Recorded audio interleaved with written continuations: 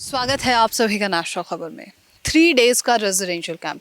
जब भी हम ये नाम सुनते हैं तो हमारे दिमाग में एक चीज़ आती है कि 3 दिन कहीं रहना है, किसी तरीके की थेरेपी, पंचकर्मा ये सब दिया जाएगा और ऐसे जो है कुछ प्रॉब्लम्स को कुछ समय के लिए कंट्रोल करने की बात कही जाएगी।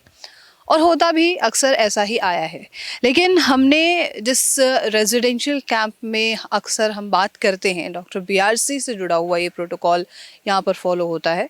और 3 दिन में कई डायबिटीज़ के पेशेंट से बताते हैं कि उनकी मेडिसिन छूट गई, कई बीपी के पेशेंट्स की मेडिसिन छूट रही है, किडनी के पेशेंट्स को काफ़ी इम्पैक्ट पड़ रहा है, इवन कैंसर के पेशेंट्स तक को इस प्रोटोकॉल से फ़र्क पड़ा है।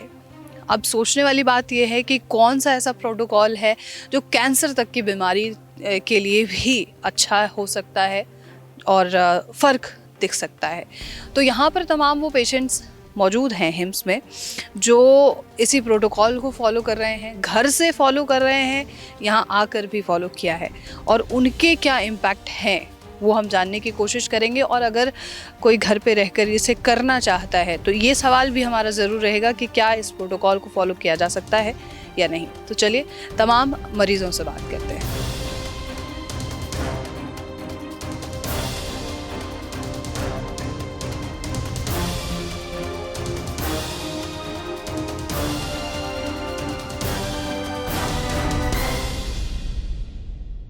कॉन्स्टिपेशन और जॉइंट पेन्स का था प्रॉब्लम, तो यहाँ के मेरे को आराम लगा है। जॉइंट्स पे मेरे यूरिक एसिड का प्रॉब्लम आज 20-25 साल से ही है। ब्रेन में ट्यूमर हुआ एक्चुअली। अभी आगे बढ़ते हैं पेशेंट्स की कड़ी में। अभी तक में हमने 3-4 लोगों से यहाँ पर बात की है और एक्सपीरियंस जानने की कोशिश की है कि 3 दिन का अनुभव कैसा रहा है सभी का। यहाँ पर डाइट से लेकर के 0 वोल्ट से लेकर के ग्राउंड थेरेपी से लेकर के हर चीज़ जो यहाँ पर कराई जाती है, जो अक्सर हम सुनते हैं, उसका इम्पैक्ट हमने अभी तक में पेशेंट्स में देखा है।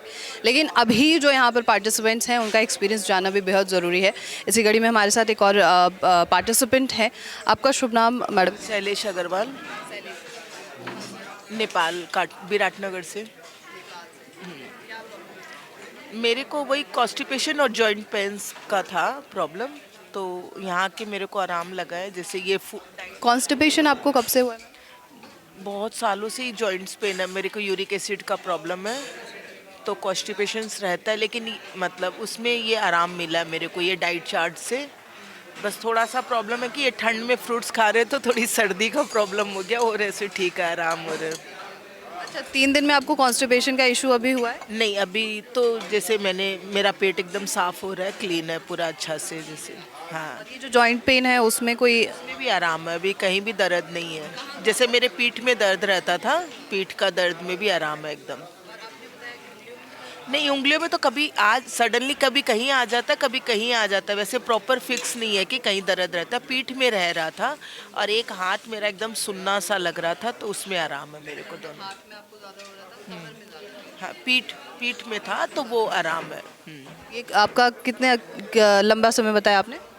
जॉइंट्स पे मेरे यूरिक एसिड का प्रॉब्लम आज 20-25 साल से ही है।